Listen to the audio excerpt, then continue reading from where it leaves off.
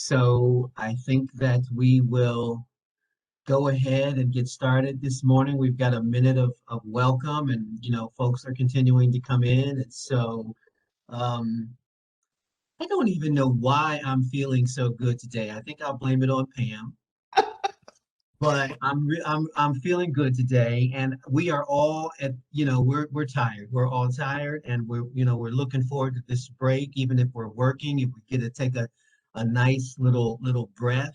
But I'm really enthused this morning, and I hope that comes through. I'm looking at the numbers as they're clicking up. I'm thinking about all of the work that we've done over the year for the life transformative education, and I'm just excited. It's nice to have a lot of gray in your head and be excited. Keeps you young. So I just want to say welcome to everybody this morning. I wish I had a table set so we could break bread, and really be in company with each other. But here we are. I'm looking at, just beautiful people, beautiful faces, a lot of energy. This is the last of our Life Transformative Education series for this academic year, and we will certainly pick it up again next year. But, we or I'll speak for myself. Sometimes I spend too much time figuring out where my next step is going to be versus how connected I am to the earth and the step that I just took. Right. So for this moment, we want to land where we are. We want to root ourselves, as we say in the theater for actors training. We want to root ourselves to the stage and really take advantage of this moment. Open ourselves up, to hear the word that Dr. Eddinger is going to bring to us today. So a hearty welcome to you all. Great to have you here. We're going to have a dynamic period together. We're going to try to do something a little different this time around. And, hopefully it's an enjoyable thing, but hopefully it's also something that makes us think at the end of the day and rethink what we thought we knew, by the time we finish our time together, because challenging the way we think is never a bad thing, even if we're on the right track, right? So we're actually going to start with the creation of a word cloud. Amanda, are we ready for me to pose the question?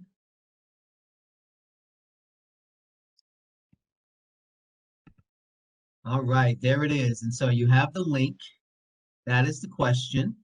Take a moment, think about a word, that comes to mind, something that feels very active for you, something that kind of encapsulates what you're thinking about at this moment. And please click on that link and add that word to the word cloud. We'll give you a few moments to do that.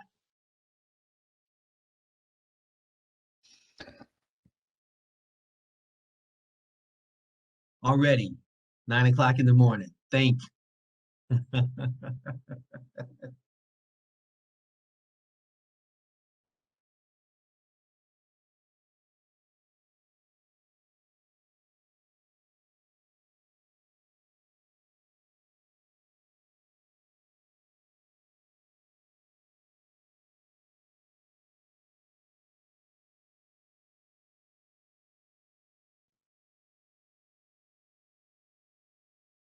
All right, if you haven't done that, you can still take a little time to think about that, but I'm going to go ahead and move on to our next item, move on to the next event. And the next event is just me taking a moment to welcome in Dr. Eddinger. People meet her, and the first thing she says is call me Pam. But you know what? I think you just really, have to respect accomplishment. You have to, respect where people are coming from. And so I'm just going to say, welcome, Dr. Eddinger. And I'm going to take a moment just to read a little bit of a bio. You should know that this could probably go on for a few pages, but we really want to spend our time actually, listening to what Dr. Eddinger has to chat with us about today. So Dr. Eddinger has served in the community college sector for 3 decades. She is the president of Bunker Hill Community College in Boston, and prior to that, the president of Moorpark College in Southern California. Probably wish you were there for that sunrise this morning, Dr. Eddinger. She also chairs Achieving the Dream, a leading national reform network for community colleges, and is a board member of the American Association of Colleges and Universities. Dr. Eddinger was honored by the Obama White House as the champion of change. We have a change maker in our midst this morning.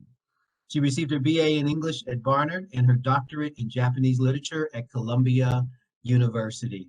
I've had a couple of opportunities to speak with Dr. Eddinger, and she came and spoke with our core team as well.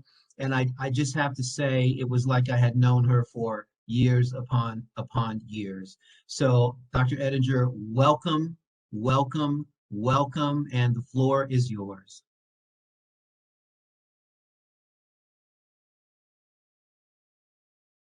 I think we got you on mute, and I know you just said something profound.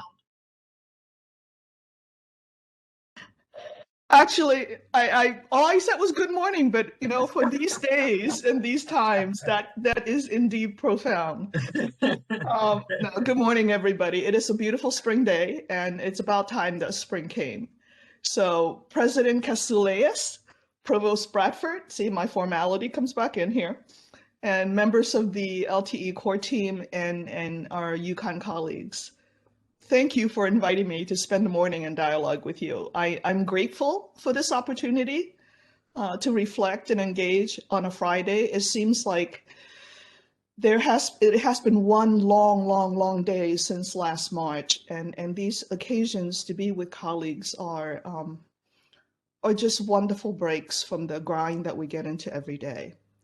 I think this is a critical time, though, to interrogate the foundational ideas of life-transforming education, and to imagine how our reflections about LTE might affect the creation of curricular and co-curricular work that we're all engaged in, and how one might integrate the LTE concepts as defined by UConn into the undergraduate experience. It is a critical time to undertake this reflection because recent events have converged really to shake us out of our complacency. So if higher education is indeed a public good, where is the evidence that we're making a difference? Are our current teaching and learning practices preparing our graduates to shape a more just and equitable world? And even as we urge our students to engage in critical thinking and reflection, have we begun to practice this in the academy? I think the scale and the violence of events in the past year have forced us to challenge long-held assumptions about liberty and justice in American society and the social contract that defined our social and political landscape after World War II. And for those of us who choose to dedicate our lives to higher education, where we hope to inform the values of our students, it is no longer a choice, but an obligation to reflect upon our own understanding regarding the future direction of the Republic and to what end our teaching will shape the aspirations of our learners. So as educators, we must represent a full and accurate reality to our students, leading them through deep inquiry and ultimately guide them to the creation of new knowledge. To truly fulfill this responsibility, we cannot rely on tradition alone or what we knew 30 years ago. What we learned in the academy is no longer enough. We know this because the world has not become more just, more prosperous, and more habitable. We must draw what we can from our own education, but be willing to risk the creation of new knowledge with our students. We will learn through new eyes and emerge renewed, just as our students will come through transformed. Now let's talk a bit about the convergence of 2020. So the convergence of events in the spring and summer of 2020 has been cataclysmic and catalytic. The growing desperation in Black and brown and low-income neighborhoods caused by the pandemic fed the righteous anger from the murders of Blacks, adding to the fuel that ignited the summer's anti-racism protests. Years upon years of unrelieved deprivation and dismantling of social safety nets, attended by a national history of racial injustice, was set aflame all at once. Our country took sides, but regardless of where political or social alliances fell, few were unmoved and no one believed that our country would emerge unchanged. It began as a season of killings that reignited a contemporary civil rights movement. One after another, Ahmaud Arbery on February 23rd, Breonna Taylor on March 13th, and George Floyd on May 25th. Their deaths sparked and escalated anti-Black racism protests across the nation and brought to the forefront of our national consciousness that equality and justice still elude us, even more than a century after the Reverend Dr. Martin Luther King's I Have a Dream speech in August of 1963. So, as educators and scholars, we have been moved to explore the deeper sources of desperation and anger that manifested itself in civil protests and unrest. The historical context of slavery and anti-Black racism received renewed attention in the popular and scholarly presses.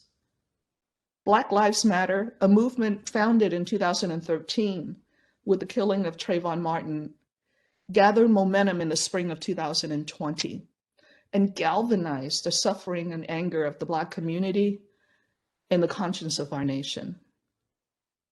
Now, while the spotlight on racism shined bright all spring and summer, the COVID pandemic that shuttered our schools and colleges and public spaces in mid-March cast a second source of light on our nation, one that intensified our gaze upon the injustice and the neglect we have been visited upon our communities of color and our communities of poverty. This brighter light revealed the systemic unraveling of the interdependent social systems that supported the residents in our poorest and most diverse neighborhoods. And towards the end of the spring, it became even clearer that the COVID pandemic was not the sole cause of this crisis. Since the early 1980s, national economic policies have systemically defunded programs that supported community building. The systems crucial to community growth and economic vibrancy have been slowly stripped for 3 decades. So COVID was the crack of lightning in the night that finally revealed the deterioration of the social systems that have been there all along. Years of inattention and systemic divestment have yielded failed systems: elementary and secondary education, the community college infrastructure, healthcare, transportation, housing, childcare. The resilience we have so often celebrated in these low-income communities have received attention, but little to no actual economic support from society at large. The resilience is not a function of federal, state, or municipal support, but a result of what the residents themselves have managed to cobble together from strong family relationships, from communal and cultural social assets. So hard research data validated these anecdotal observations. Writing at the height of recovery from the Great Recession of 2008, the Federal Reserve Bank of Boston's publication, entitled The Color of Wealth in Boston, reported that the average net worth of Blacks in 2015 was $8, compared to whites at $247,500. Hispanic groups fared better by the thinnest of margins, hovering around $3,000 for the most part. And let me repeat those numbers. Net worth of Blacks at $8, net worth of whites at $247,500, and Latinx at $3,000. The economic recovery of the Great Recession barely touched any of these communities. So like community college leaders across the nation, I saw this firsthand. The college where I work draws students from metropolitan areas of Boston and the surrounding gateway cities of Chelsea, Revere, Everett, and Malden. Gateway cities are called arrival cities sometimes, where recent immigrants tend to gather. So Chelsea, for example, is 50% Spanish speaking and immigrant, and almost a quarter of the residents in the city of Malden is Asian. We're very similar to urban community colleges everywhere, reflecting the growing minority-majority trend of our contemporary metropolises. So of the 16,000 students I have, They live within 10 miles of the city and come to us on public transit. The average age is 27. Only a third of our students are traditional age, and the other 2/3 are adults. Almost all of our students work, and many of them full-time. 3 out of 5 are parents, and half of the parents are single moms. 3/4 of our students live within the lowest 2 quintile of income. About 50% are food insecure, which means over the last 30 days, they have had to choose between food and other necessities in their lives like books. And 14% are homeless. Our learners are community strong, but economically fragile, and usually one negative event away from dropping out of school. So the profile of community college students is complex, but impactful due to the numbers alone. So across our nation, about 45% of all undergrads are at community colleges. It is in this profile that we will yield the majority of our middle skills workforce in the next decade. Our economic vibrancy and truly our ability to maintain our standards of living are highly dependent on the success and stability of this population of learners. They will go into what we call new collar jobs. These new occupations span industries from jobs in the allied health sector, like sonographers and health navigators, to new information technology jobs in cloud administration, cybersecurity, and emerging positions in green energies. But COVID's harsh light in the past 9 months showed us that this population is in trouble, and our ability to fill these new collar jobs is at risk. When our campus went virtual in March, we saw every crack and fissure in the learner support system. They lived in crowded conditions and worked frontline jobs. So when COVID hit, communities became hotspots. And as businesses shuttered, particularly in the hospitality industry, unemployment hit double digits, and high school grads and young adults were pressed to find work to support their family rather than go to college. We immediately felt the enrollment drop of 15%, and disproportionately of Black and Latinx males. Those who remained in college needed computers, Wi-Fi hotspots, ways to access our food pantry now that the campus was closed. We took in thousands of pounds of food from the Greater Boston Food Bank and packaged them for delivery every week. There was just so much need. We saw the growing desperation of our low-income minority and immigrant communities exacerbated by COVID. We witnessed the relentless media images of police brutality and overt anti-Black and anti-Asian violence. We experienced heightened awareness of the historical context of racism and exclusion, now made accessible through scholarly publications and writings in the popular press. The convergence of these irreconcilable events has forced a reckoning, the likes of which recalls the rising tide of anger and passion, as well as national conscience that attended the civil rights movements of the 1960s. The inequality we see is so stark and so the inequality we see is so stark and so pervasive in every area of our society that people of conscience cannot ignore it. We need to question whether higher education, both at the policy level and in our classrooms, has been effective or meaningful. Our questioning must move beyond the immediate issue of whether our grads are landing jobs to the responsibility of educated people in renewing our social contract with society at large, and in rendering our communities more equitable and humane places as we engage in the future of work. Our social contract of the New Deal that saw its beginning in the 1930s post-Depression, and that eventually took hold post-World War II until the 1980s, brought our nation 3 decades of prosperity. The policies were meant to lift poor Americans into the middle class and did so for many people. Where it failed to take hold was in minority communities and communities of deep poverty. the very same communities we see struggling in the midst of COVID and whose populations are touched by racist violence. We see a clear example of who was excluded by the social contract in the world of higher education.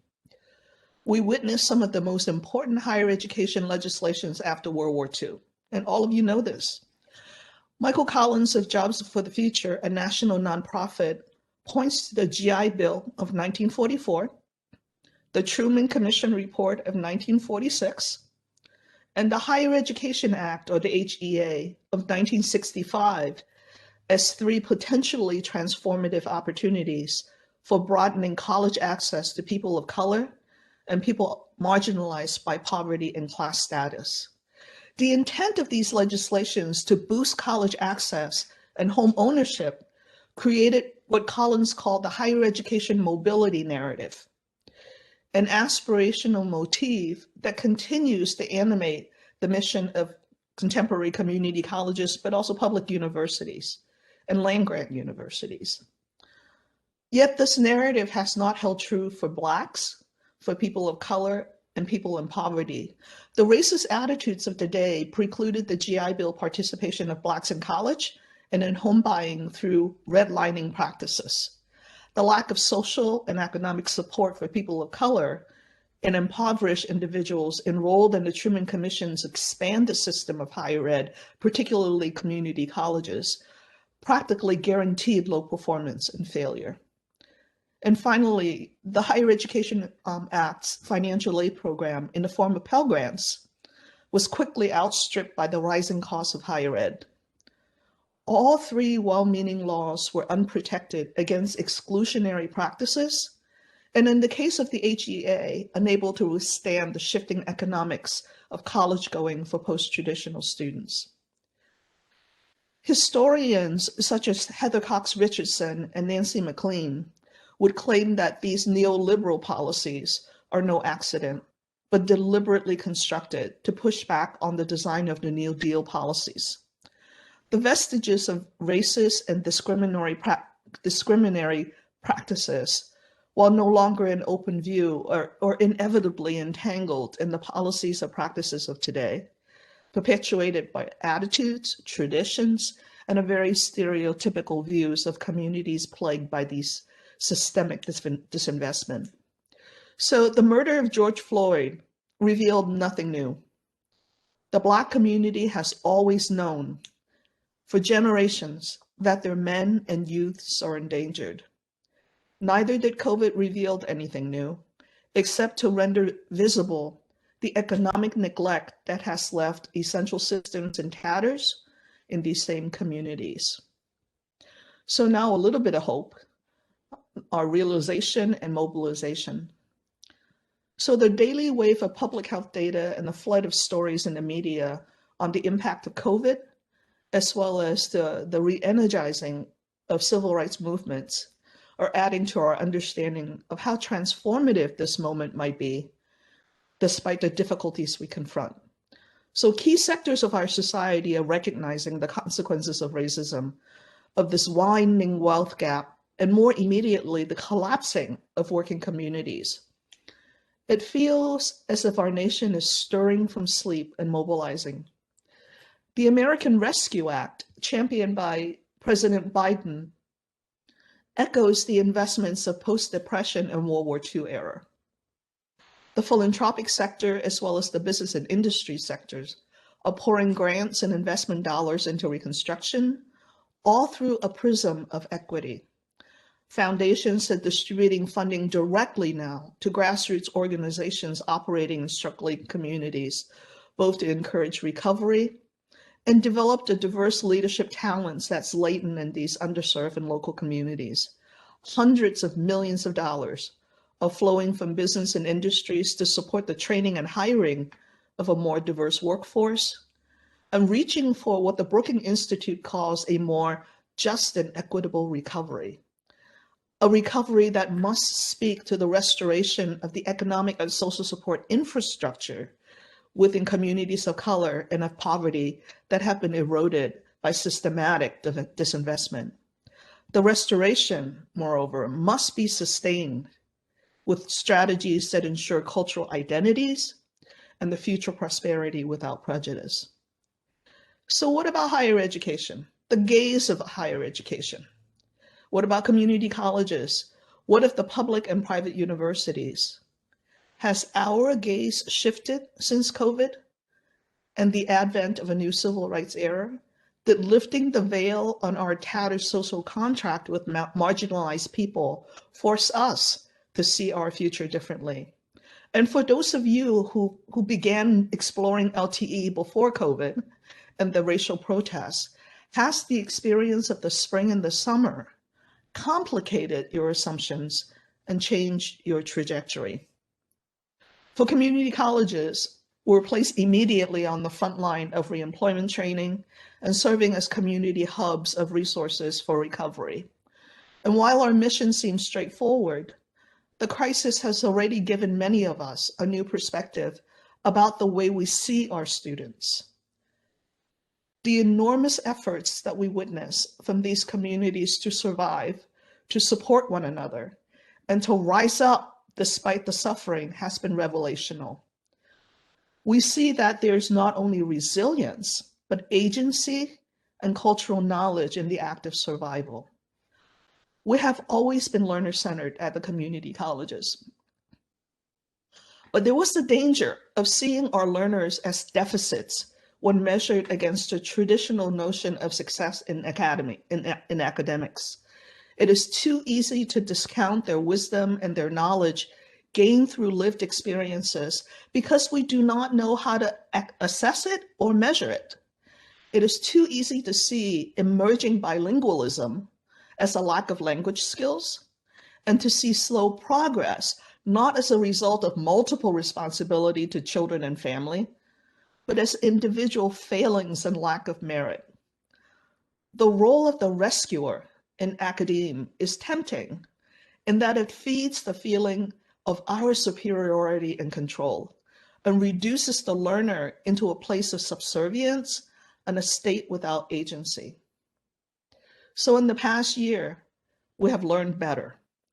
We have seen the enormity of our students' struggles and the depth of their courage, and we came away humbled. As we imagine a life-transforming education for our students, we also have to acknowledge that the world, or rather our perspective on the world, has shifted. We see that we have left half of our society behind.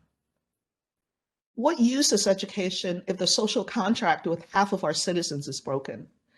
And what use is education if our knowledge serves to widen the wealth gap and deepen the suffering of half of our nation? And what use is education if we only achieve what the Reverend Dr. King called, quote, the expediency of education, that is economics without morality, without humanity? So we're apt to claim that education is a public good in reaction to recent negative perceptions about higher ed. I'm with you in my belief that higher education is catalytic and transformational, but believe is not enough. In those post-COVID new civil rights era demands that we live up to that claim, we need to prove it. Show the world in your curricular and your co-curricular work, in your pedagogy, in your interactions, attitudes, and partnerships with your students, in the articulation of the values and the expectations of what it means to be an educated person graduating from the University of Connecticut. As I reviewed the materials sent by President Cassuleyas and Provost Bradford and the core team on UConn's LTE work, I feel hopeful and gratified because you have anchored a good part of your strategies on the agency of the learner and their engagement with the world outside your walls. I found it powerful that the strategies insist on experiential learning and a physical connection to the community. I see the aspiration of connecting mentors and students and the wraparound services that encourages belonging. I'm particularly enthusiastic about your university's emerging work on general education. From the very beginning of our collective academies, general education has been the intersection of knowledge and morality, of self and society, of personal advancement and public good, and classroom education and the world beyond. In the recent review and reimagining of general education at my own college, we have asked all of our faculty and student affairs professionals to make visible the connection of their coursework and programs to 4 major principles: to inquire, to communicate, to act, and to grow. That is to inquire, to communicate, to act, and to grow. These are institutional learning outcomes. From academics to student affairs, from the arts to the sciences, from the classrooms to the labs, from our campus-based activities to experiential learning and internships, we said, show us the coherent path you have laid for our learners that leads them from knowledge to action, from self-reflection to maturity, and do this work in community and with community.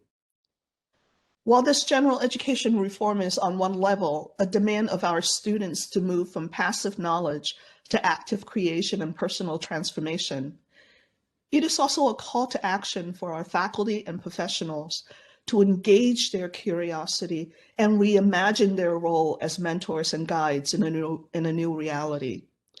In light of what we know now in the COVID and new civil rights era of society's injustices and suffering, its potential and resilience, and its richness in diverse cultures and lived experiences, can we as educators shift our gaze from that of sages on stages, and relinquish the center of authority and look upon the world with our students, with our communities, and with critical and humane eyes? Can we truly be servant leaders with greater self-awareness, listen more deeply, empathize more fully, and participate in the healing of a fractured world? Can we co-create knowledge with our learners as they explore their outer world and their inner mind? And if we're so fortunate as to have our students confound us with new knowledge and challenge our assumptions, can we all revel in that discomfort so that we ourselves can be better lifelong learners and guides? Now, this work was very powerful, inspiring, and very difficult for our campus, but ultimately no one on our campus emerged unchanged. I'm truly envious of the rich possibilities as you embark in your work to engage your students in your community, and I hope your journey will be as transformational for your learners as it will be for yourselves and your university. And we're all learners first.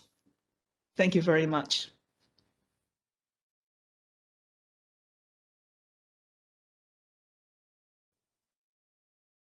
Thank you so much, Dr. Eddinger. I know personally that was those were exact words I needed to hear this morning, and I'm so grateful for you and spending time with us.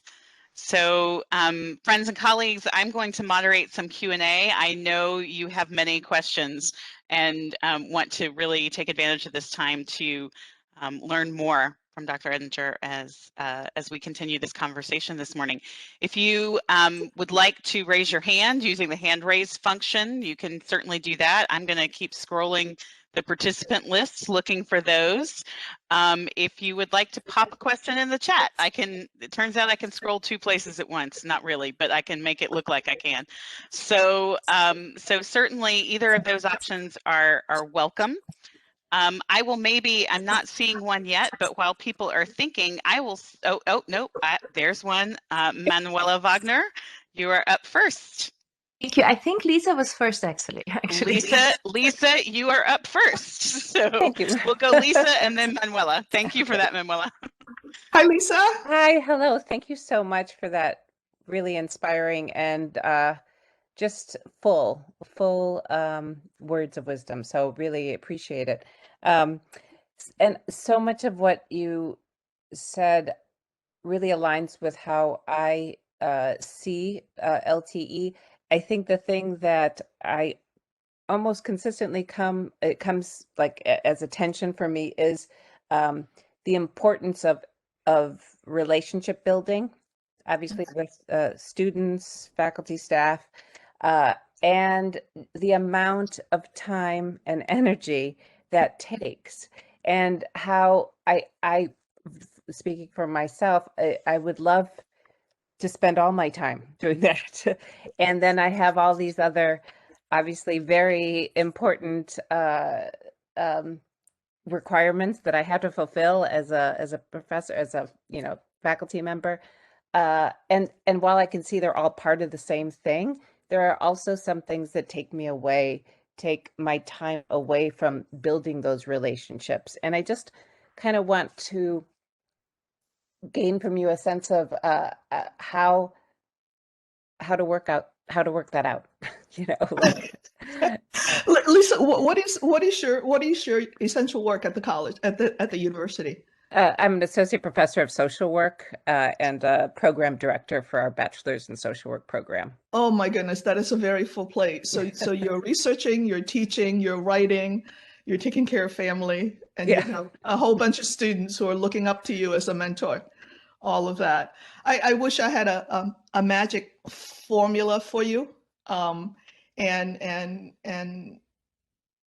it is exhausting. And anybody who tells you this is 9-to-5 work is lying to you. I'm hoping that I'm also talking to the administrators, right, in the group here. I have not found the magic formula, Lisa. I really haven't. Part of what is fortunate for us, those of us who work in community colleges, is that the balance of our work is in teaching and learning, right? And not so much research.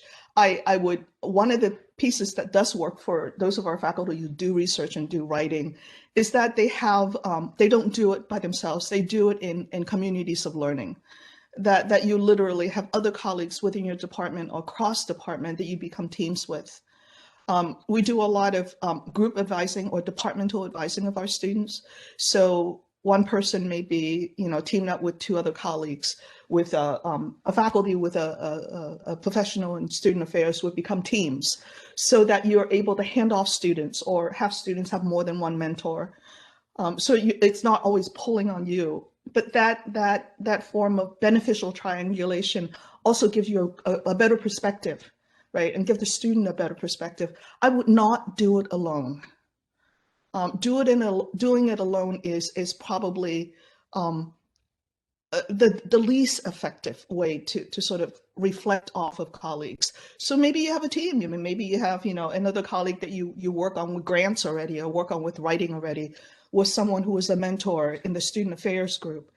And the 2-3 of you need to have drinks and food often as you bring your students in. It's not a perfect answer, Lisa. And I know that on the administrative end, I probably struggle with, here's my bucket of human resource. That's all I got. I don't have any more budget to do more than this. The one thing to avoid that I found over the years is to assume that everybody is working the hardest they can. There's no one around this group of 90 some odd people who are putting less than what they can. And I think that assumption helps so much. So, not a perfect answer, but I hope it helps. That's great. Really appreciate it. Thank you. Thanks. Wonderful. Thank you so much for that question and response. Manuela. Thank you so much. Thank you so much for your truly, truly, truly inspiring presentation. I saw you once at the AACU, and I'm going to say something now that might embarrass me, but I wanted to bottle you and just have you everywhere out when we talk about so kind. So my question, and I have many, but I'll choose one, is about that aspect of theory and practice, right? That action element to the work we do. And that's very much my philosophy. I'm using a model, actually, intercultural citizenship, that where we apply intercultural competence in an action component.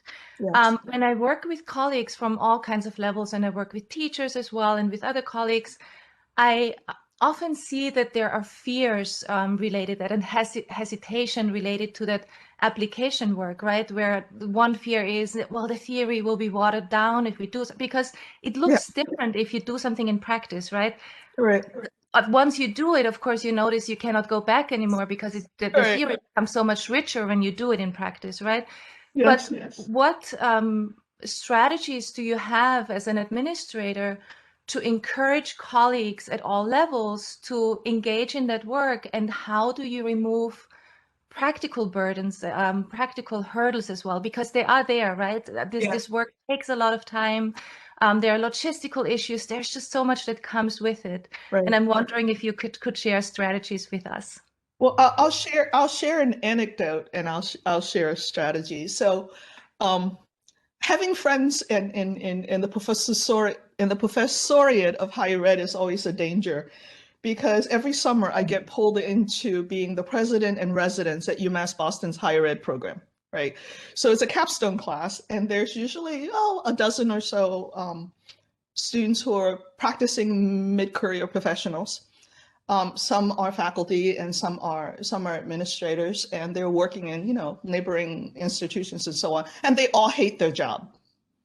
Every single person hates their job because in their job, it does not look like what they're studying in class.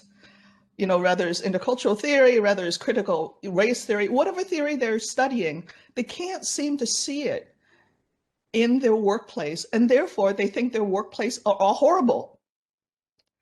That early learning of theory is theory for a reason and practice is practice for a reason, because the two of them needs that negotiation in the middle. So we don't necessarily teach our rising graduate students well in ed schools that there is this practicality that you have to calibrate, right? And when I started about 7 or 8 years ago at Bunker Hill, one of the things that I knew is that I wanted to focus on intercultural competencies in the Asian American cultural tradition, and in Africana culture, and also in Latinx culture. And we've been getting grants. We have Title V grants in all of these. So I put them all together so that they can form a center. Now, it's not a physical center, it's just a theoretical center. And it has been interesting to watch the faculty who are very faculty and professional staff who are very theory oriented getting into conversation with one another, particularly in this point in time where some of them needs to navigate the anti-Black racism conversation, the anti-Asian conversation, and then also the colorism piece, right? Where there is within the Asian culture or the Asian communities, anti-Black feelings. Within the Black communities, there's anti-Black feelings depending on how light-skinned you are. So those are really difficult conversations. And I would suggest what has worked for us is that that you gather people and you call the question. The plainer and the more upfront you are in identifying where the conflict is and talk it through and insist that everybody be a scholar, when they talk it through, it gets easier. Sometimes we say, let's not moderate this ourselves. We need to have an external element coming in who is a scholar and an expert, and it allows the conversation to flow without people feeling like, oh, you're at the college, but you've taken a side. We just finished a cultural survey, and the results are great. And 80% of our students are satisfied with issues of intercultural relationships. But there's always, the N5% on either end who thinks it's really great, and some of them, to use a very colloquial word, thinks the college really suck. Right? So you have these ends. So we actually brought in a scholar from UMass Boston to present the report and to moderate those conversations. So I think sometimes you can't be a prophet in your own land. Having somebody come in, and if you know of what those issues are, convene 20 people, have work groups. You have this group, this is a wonderful group, right? You have enough people so you can break out and really call the questions what they are, make people read literature. some folks will come to the table and they'll talk off the top of their head. And then when you say, well, where's your source of theory for this? Where's your source of authority for this? It forces folks to go back and look at the literature. And that's what scholars do. All of you are scholars. Spouting things coming from the New York Times is not scholarship. I mean, I love the New York Times, but it's not scholarship. So the plainer, the better. I don't know if that's a good answer, but that's what I've experienced. Thank you. Wonderful. Thank you so much. All right, Tom Long, you're up next. And I've got 2 questions that have been posed in the chat. And then John, you'll be after that. Okay. Thank you, Pam. Welcome. Pam, I taught for 20 years at Thomas Nelson Community College in Hampton, Virginia. Started there when Bob Templin was president. You probably know Bob. When I grow up, I want to be Bob. Oh, don't we all want to be Bob in so many dimensions? So let me start with an analogy. Like many queer men, I hate sports. I'm not good at sports. I don't like to have to play sports. I don't want to watch sports. So here's the analogy. For many of us here in this room today, we love academia. We play it well. We're successful in the classroom. We love to talk about it. We love to think about it. We love to watch it. But many of our students do not. Many of our students it's been a bad experience. It makes them feel insecure. So aside from making sort of well-intentioned individual efforts to make academia more successful in our individual relationships with students, how do we go about making the structural changes to an institution that will make the academic experience more accessible and less of this landmine? Right. Because as I often tell my students here at UConn, I think you have to earn a bachelor's degree in order to figure out how to earn a bachelor's degree. And I'll take my I'll take my answer off the air. Right. So it's not the kind of experiential learning we want to give our students, right? I go back to the history of all of our academies. I mean, when they were first made, when they made Harvard, and we always use Larry Backhouse place as, the default example, they created that college for the second sons of landowners because they all want to be priests. Right. So we have not changed from that particular paradigm for a long time. You can call it different things. You want to be lawyers and leaders of industries, whatever. But the structure by which we created the bachelor's degree, even the community colleges, which is mirrored on the bachelor's degree, is for middle class, I don't want to say children, young adults between 17 and 21, who have 1 or 2 parents at home with a stable income. And when things go wrong, they have a place to go back and get help. And let's say COVID happens and they're going to take a year off. There is no doubt in my mind their parents are going to make them go back and finish at some point in time after their 1-year hiatus in Europe somewhere or Mexico or whatever, right? But our students are not that student anymore. Our students is, even at UConn, which is way more traditional than Bunker Hill in Greater Boston, our students have responsibilities. They come from rural poverty. They come from urban environment where it's majority minority. We have yet to say, who are our students? What are their background?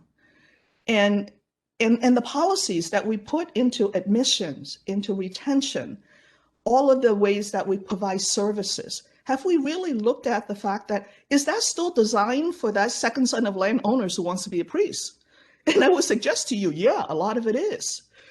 So in addition, I think, to the work that we do in pedagogy in the classroom and in bringing great books and great traditions and universal concepts and presenting them in a way that resonates with students of today. I'm not saying give them up. I do not ever want to give up, the work that I've done in the Western tradition, because that is really, you know, the anchor for my bachelor's work and my Asian tradition coming from my graduate work. But how does that translate if I walk into a room that talks about American economics, right? So it is our job, all of our job, to make that translation for our students, so they too take advantage of history, but being able to apply it in relevance.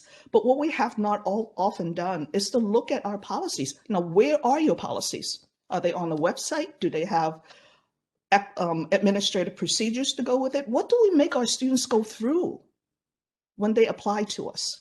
And I'll give you one example, and then I'll stop this trend. So we know that internships are important, and our students, even community college students who have never done internships, and it's kind of foreign, right, to a lot of first-generation students.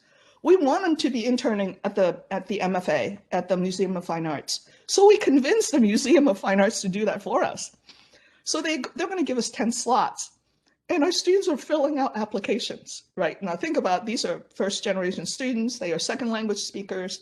They are immigrant. They live in Chelsea and Revere and Malden, smart as a whip, and they're applying. So the application says, what in the history of your education so far interests you in museums? What was the last time you came to a museum and studied a piece with your parents and family that got you interested? Our students are looking at these applications going, what? Right, so it's inadvertent, I think. It is, but you know what I mean. I mean, that is an example. Now, our students, once they go into internships, do really well, as you would imagine, because they're smart, they're ambitious and all that. But we have had to go into the industries or whoever's receiving our students and do those norming sessions, right? We're translators for the cultural assets and the community assets of our students, for them to be accepted. So it is in a way our job within this group, because we understand those translations, to be translators, right? To be beyond a passer of knowledge or even a creator of knowledge, to be translators, to bridge those worlds. I've done it all my life.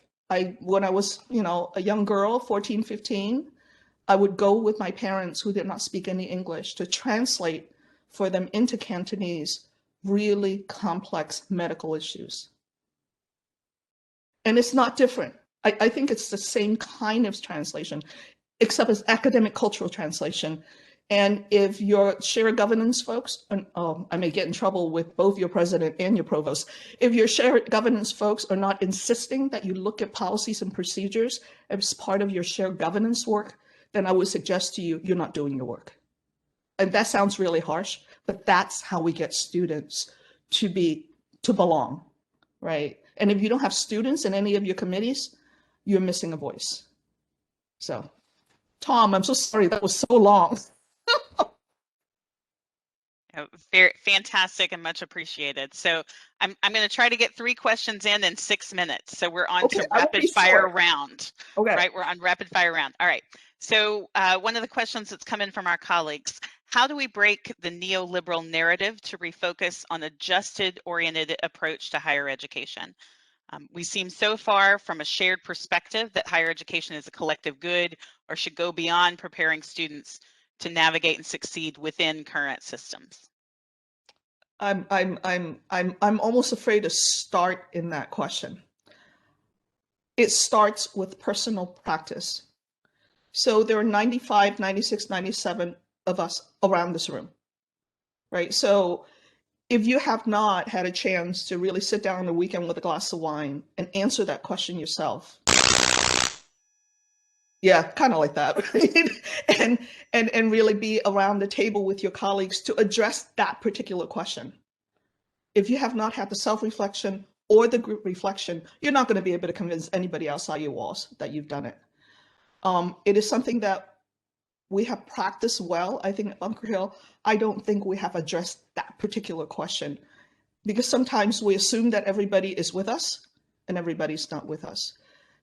Unfortunately, the answer is you got to bring it, you got to lay it on the table and make your colleague tell you why they think And then you have that exchange. Honesty is ugly sometimes. It just is. But then without that ugliness, you don't get to the same place. Very well done. That was an epic attempt to tackle just a small systemic issue in the 2-minute time frame I gave you. So so another question, first an observation, which I think is a very important observation, that a colleague posed, that one of the things this colleague finds missing from the LTE model is the faculty and staff development pieces to get us to the point where we can execute these ideals, right? And how do we do that more efficiently and broadly without hiring new employees, right? If you can't throw money and human resources at the problem, you know, then what do you do? So do you have any advice or wisdom about things that you've done with your staff and faculty that you could share quickly? Okay, so I'm going to take general education. Now, don't everybody go like this, okay? It is possible to reform general education. It is possible to emerge with such a refreshing way of looking at the world. Okay, so the greatest resistance we had when we went through general education reform and institutional learning outcomes linkage to gen ed, and then from the institutional learning outcomes to the programs to the course level, and creating outcomes and measurable outcomes in that link, is actually with our science faculty, because they have always been excellent in getting our students transferred, getting our students the concepts and the knowledge. And they're so busy doing it because there's a lot in chemistry, right? So how do you make chemistry prove that they're inquiring, communicating, acting, and growing? It is not in their language right now, because that is not how traditional science is taught, right? The competencies are articulated differently. And we didn't have much money. We didn't have any money. We had some course releases. We didn't have any money. So what we did was we asked our humanities faculty to sit with our science faculty, so the science faculty can teach our humanities faculty how their courses work, and then suggest ways of creating modules or creating problem-based learning so that students can do inquire, communicate, act, and grow. I mean, literally sat down and say, okay, in biology 101, you know, this particular outcome that you have that in your original class would actually work if you create a project around it. I'll give you an example of one of the projects. In one of our math class, one of the faculty is leading the class to look at data in the communities that are hotspots in Chelsea, using the math concepts that he's working on. Now, that's just one example. There are multiple examples, but it didn't, well, it costs a little bit of money, Provost Bradford, so you might want to like close your ears for a little bit. It's gonna take resource, but your resource can take different ways, right? Use faculty service hours, use, you know, make this part of your shared governance commitment, whatever it is. Do some, I don't know, what is the word? Course releases, so that you have super users, right, of your LTE around the room. If you're not teaching each other, how can you teach your students? So I don't think you necessarily need to go outside. I think it is possible. But yeah, I mean, you know, in the beginning, 10, 15 years ago, I'm like, I'm not doing any outcomes for Japanese 205. I grade. I know my students are doing well. And they probably are, right? They probably are doing well. But if you say to the public, we're a public good, they're going to say how. And if you can't explain it, you're going to drift into a neoliberal conversation that you can't get out of. It's all related. It's all related. Okay, that was not 2 minutes. That's okay. That's all right. So we've got time for one more question. I'm going to stretch us a tiny bit because John Redden has been waiting so patiently. Thank you, John. We're ready for your question, our final question this morning. Thank you for the wonderful talk. I'm so sorry that we have to end with this one, but sometimes I feel like our ability to provide a life transformative and inclusive education is really at odds with our large class sizes. So speaking for myself, I have about 600 students and no TA support. So if I'm lucky, I might be able to form a relationship with maybe 10% of my students. So I was just wondering, are there models where you've seen this work effectively, or maybe in the interest of time, like are there resources that you could direct us to, or are these two things just incompatible? I have not. I can't give you a model because none of our community college classes are 600 people. I think our largest class size is maybe 40. I don't have good suggestions for you. All I can give you is brainstorming, which is not good. I would suggest that this is a question that may go to some places like AACU because they've been doing a lot of pedagogical work with four-year universities that has those first-year general classes, biology 101, 125 people or something like that. But one thing that I would say to you is that I would almost leverage your students. It is possible to form smaller learning communities within large classes. I know that in our developmental math area, sometimes those classes, because we have to combine them for reasons, would get up to like 40, 50. And developmental math is difficult, right, when you have that many students. So what our faculty member will do is that she would do pods of 5. They will group pods of 5 together. It makes her class preparation a little nutty because she has to ensure that those pods of 5 are doing the flipped classroom model, right? So the students are prepared and read before they came into the classroom. But because students are at different levels within those pods, they're able to do almost a mini Montessori model that they can teach each other. 600 is a lot. And to think that you're going to be able to have personal relationship with all 600, I think it's unreasonable. But that doesn't mean that you can't team your mentors, right? You probably have a bunch of grad assistants helping you or assistants helping you. It is within that trainer model that maybe that you can do some leveraging. It may be that there is really no way to have smaller class sizes because of economic issues. Those are the realities, right? You're driven by enrollment. Enrollment is not something that we can control unless we have a God, and we don't tend to hire gods as part of our administration. I don't know. I'll poke around and see what I find. If I find them, I'll send them through. I'll send them through and share those with you. Thank you. Okay. Thank you so much. Well, I think now is the time to use your reactions and do some celebrations and some hand clappings and just add our virtual thanks to Dr. Eddinger this morning for her wonderful, wise words of wisdom. So, so the good news is we are not done with conversations this morning. We are going to take a very quick break to get your second cup. If yours wasn't delivered like mine was, because I have a spouse who takes pity on me and delivers tea. So go run, get a second cup. We are going to, the plan for the rest of the morning is we are going to break out into small breakout rooms. So while we're away, Amanda is going to virtually time and space move us into our small conversations. We have intentionally left the breakouts this morning open, meaning that we don't have facilitators assigned. There's no topic of conversation that we're really even throwing your way. We very intentionally wanted to make the breakouts this morning reflective and to take a moment to be in reflective practice with one another. So you will be able to use this time to really delve into conversation about what we've heard today, your thoughts, your notes, whatever it is you want to talk about. So I ask that you do some introductions if you don't know each other. Make sure that we all know each other and are ready for that conversation. We're going to start the breakout sessions at 10:10. So you have 5 minutes from now. So be prepared to be back, cameras on, minds and brains recaffeinated and ready to go at 10:10. And then we will pull us back into the large group around 10:45 this morning. So you'll have a nice bit of time to share with one another this morning. Okay, all right, so we'll see you back in just a few minutes. And thanks to Amanda as always, and certainly another thanks to Dr. Eddinger for her fantastic remarks this morning. Thank you, everyone.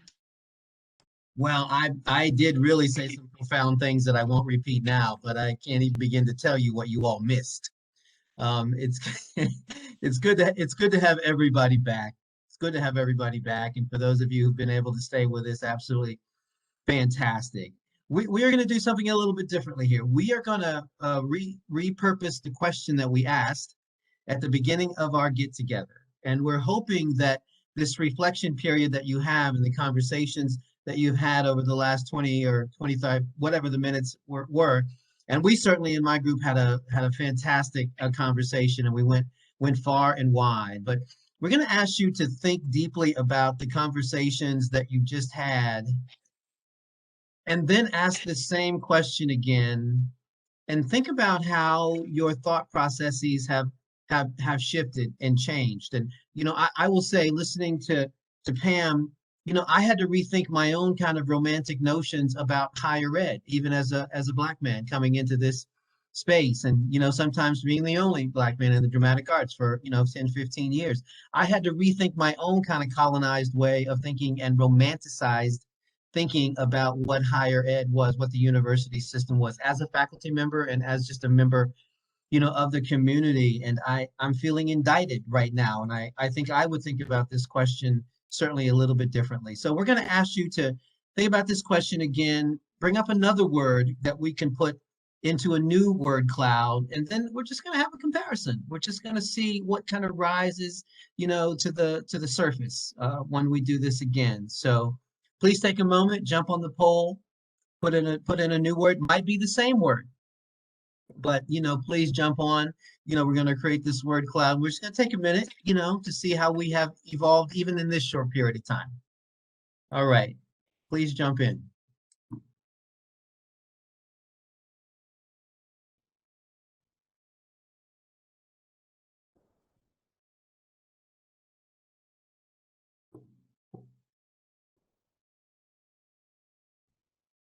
We have a few less people at the moment, so it might be, we might get a smaller word cloud, but it's still going to be impactful. I wrote down so many wonderful quotes from Pam's conversation with us. How has our gaze shifted as this last summer and spring refined our thoughts and our approach to our students? Remembering our social contract with our community at large. Just so many wonderful things to think about. All right. How we doing, Amanda? So it looks like they're still coming in. We'll give it another minute or so. Tom is going to wrap up a couple of things or Please. do some and then I'll share the results. Sure, thanks. I'll just thank everyone again for joining. This was really a great way to kick off the weekend. Unfortunately, I have to go to a much less interesting meeting after this, but I have to say I was uncertain that I would have different words to share in the second round of this, because I knew this was going to happen in the second round of this poll versus the first round of this poll, and it turns out I did.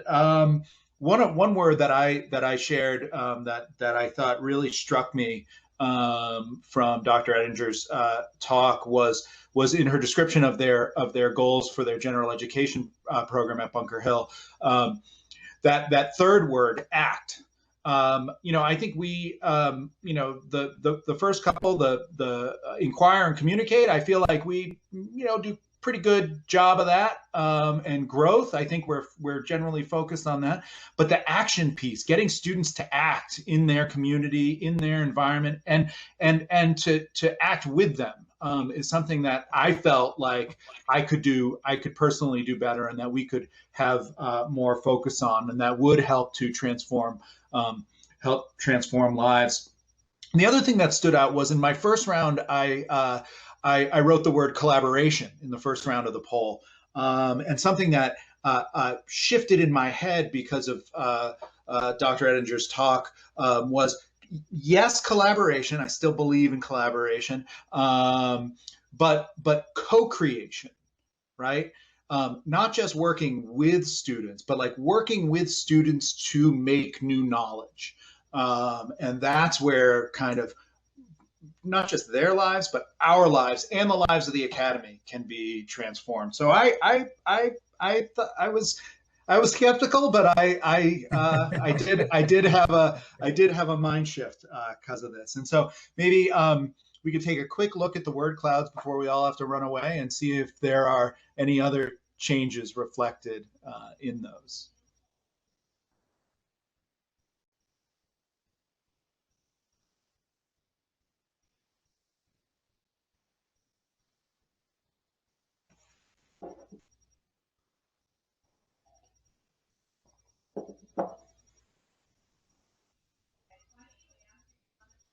All right. Nicely done, Amanda. Quick work. So this is the first round one results. So authentic was prominent. Individualized, so that's interesting. Yeah, individualized, holistic, intentional, supportive, engaging. All words. I think that we there's my collaboration in there. I think all words that we use a lot in the context of LTE. Not many surprises there in terms of the conversations we've already had. And here, the second word cloud. Interesting. Open. Openness as a primary value. Collaborative stands out more clearly in this word cloud. Sustainability, interesting.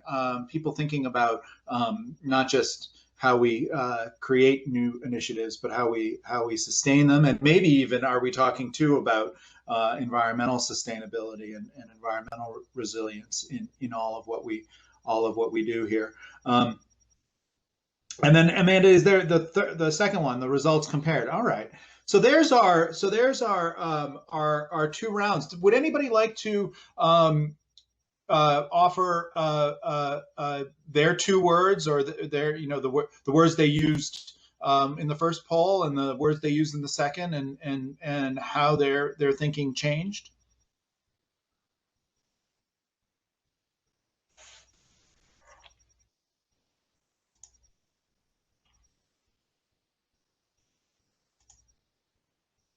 No takers. Everybody's exhausted. Sure, I'm happy to. Manuela, thank you. Okay, I just didn't want to because I already spoke, but so my first one was intentional. I always feel that such initiatives really need to be intentional, and in our group discussion, my thinking went more to, we need to make sure this is sustainable. There's continued commitment. How can we institutionalize that and make it sustainable? So that was my thought process in this. Thank you so much for a really, truly inspirational event. Excellent. Yeah, I think those two things, intentionality and sustainability, really do go hand in hand. If we're not intentional about what we're trying to do, we're going to end up with some shiny new objects that don't necessarily stand the test of time, and that can't be made structural in the ways that we need them to be. Anyone else? Oh, this is so this is Fiona. My I was thinking collaboration in the beginning, because I do so much collaborative work, and I rely on so many people to help me support students, and I see those folks as a crowded stage, that a lot of folks, they just see me. And then my second word was goodwill, because the discussions that we had in the breakout group really focused on how much goodwill there is for the folks who are doing this work, and how we can actually scale up that goodwill so that more of the faculty and staff who need to step into this space are feel emboldened to do so, and don't just rely on the folks who are already doing this kind of work. Yeah, I think, thank you, Fiona. I think we hope with events like this one to broaden that circle out. And you know, I think I can safely say for the core team here that we're thrilled with the turnout, and that hopefully this helped to kind of broaden that community of goodwill. I'll also say, Fiona, that I was thinking of you actually during Pam's talk. And in some ways, my shift from collaboration to co-creation was in that context, and thinking about the oral history work that you do with students and that you talked about and your students talked about in our last big event, and thinking about how, you know, Dr. Eddinger was saying that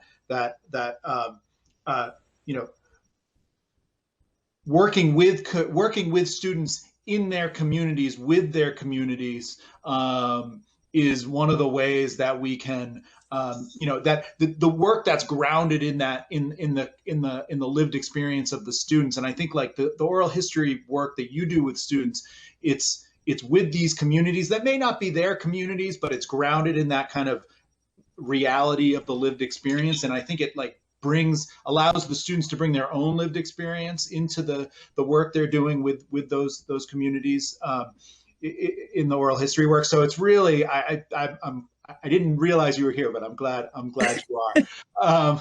Anybody else wanna give maybe one last example? I'll jump in, Tom, if that's okay. This is Micah.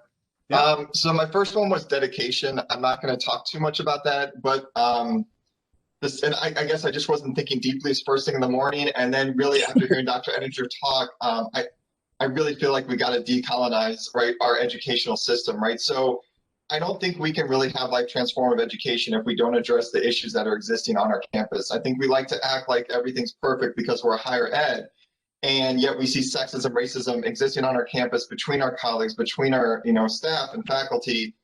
And I feel like until we can address that, we really can't truly have life transformative education. Right. So if my colleague who is a Black woman can't go and say certain things because she's concerned about her job, how is she then going to teach a student life transformative education? So I feel like we have to believe in it and actually show it and prove it as a university first before we can address it with our students. So that's why I'm saying we need to decolonialize how our education system works.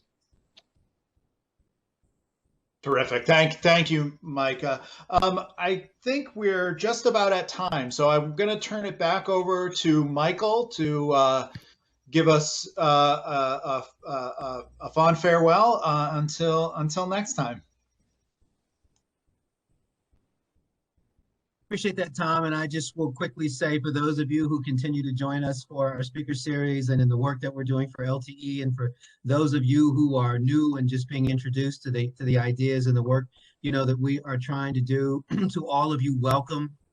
I know we're about to say goodbye, but, you know, we always want to break bread every opportunity that we get. So I just want to say thank you so much for coming. I want to give a really big shout out to Dr. Eddinger, you know, for joining us today, you know, for the words of wisdom that she gave us. We've been in conversation for a little while. We knew it was going to be exciting, and she did not disappoint. So everybody really have a great weekend. I hope you get a little bit of a breath next week. We're all hard workers, but try to get a breath, try to be good to yourself, and we will see you all at the next event and in the different working groups that we're in the midst of. So all of you, thanks again and take care.